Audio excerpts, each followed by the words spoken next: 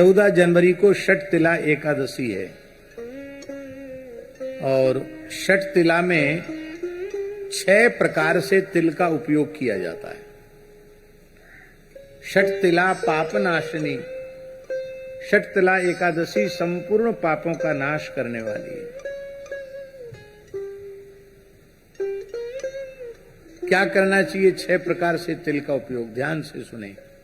तिलोदवर्ती, तिल को भिजा दो और उसको फिर सिल्लोढ़ी पर पीस कर, आजकल सिल्लोढ़ी तो घर पे है नहीं, मिक्सी है, उसमें बढ़िया पीसता नहीं, लेकिन फिर भी पीस लो, जो उपलब्ध है साधन उसी से पीस करके स्नान करके पवित्र हो करके फिर उसी तिल का उबटन अपने सारे शरीर में लगाना। उस उबटन के 3 भाग करना, एक भाग मस्तक से लेके वक्षस्थल तक लगाना, दूसरा भाग हाथ धो करके फिर नाभि से लेके कमर तक लगाना, तीसरा भाग पैरों पर लगाना। तिलोदवर्ती।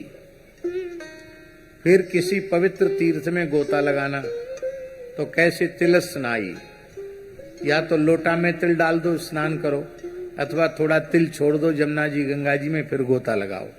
तिलस्नाई, तिलोदवर्ती, तिलस्नाई।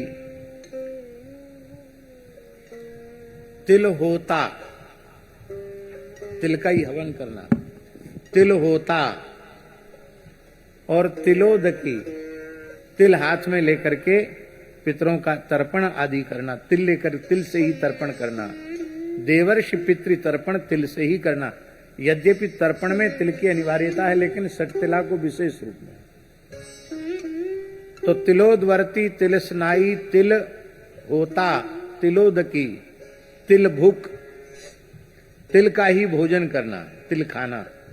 यद्यपि तिल सप्त धान्य में आते हैं, लेकिन चूंकि एकादशी का नाम ही षठ तिला है, इसलिए उस दिन व्रत में तिल ग्राह्य है।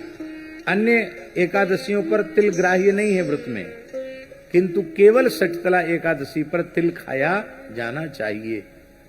तिल भुक, तिल भोजन करना। और तिल दाता च, कम से कम 1 सवा सेर तिल, और उसको दक्षिणा सहित सामर्थ्य हो तो उसमें स्वर्ण रख करके तब किसी पवित्र ब्राह्मण को दान करना। इस प्रकार से तिल दाता और तिल भुक, तिल दाता च, षठ तिला पापनाशनी, ये 6 प्रकार से तिल का उपयोग करने से संपूर्ण जीवन के पाप नष्ट हो जाते हैं।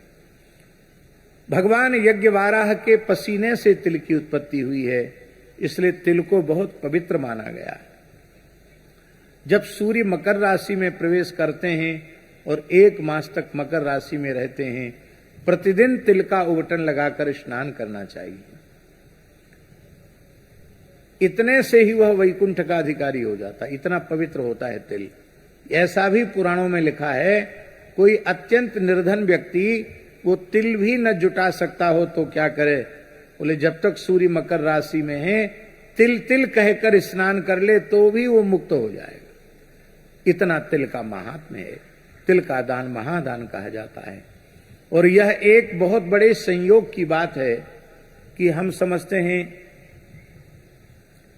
कि पूरी स्मृति तो हमको नहीं है, लेकिन शायद 30-35 वर्ष के बाद ऐसा संयोग आया होगा कि जो षठ तिला और मकर संक्रांति दोनों एक ही तिथि पर पड़ रही है। मकर संक्रांति भी वही उसी दिन और षठ तिला एकादशी भी उसी दिन। ऐसे कई कई दुर्लभ योग उस दिन पड़ रहे हैं।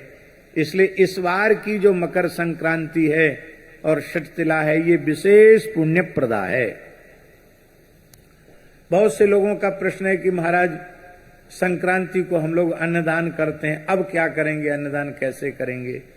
क्योंकि एकादशी है, तो अन्नदान के प्रतीक के रूप में तिल दान करें उस दिन, और जो अन्नदान करना है उस अन्न का संकल्प करके रख लें और दूसरे दिन द्वादशी आने पर अन्नदान करें। भोज भंडारा भी कराना हो तो द्वादशी को ही करावें, ऐसा है। ये षठ तिला संपूर्ण पापों का नाश करने वाली है। और संक्रांति तो अक्षय पुण्य को देने वाली होती ही है। 14 जनवरी को मध्याह्न में लगभग 3:13 से एकादशी का और मकर संक्रांति का पुण्य काल आरंभ होगा, जो सूर्यास्त होने तक चलेगा। तो वैसे संक्रांति में भी विशेष रूप में मकर संक्रांति के अवसर पर समुद्र स्नान की बड़ी महिमा है। संभव हो तो तापी सिंधु संगम में, और उतना संभव ना हो तो केवल समुद्र स्नान करना बहुत ही पुण्यप्रद है, ऐसा समझना चाहिए। आई मेरे श्याम लगो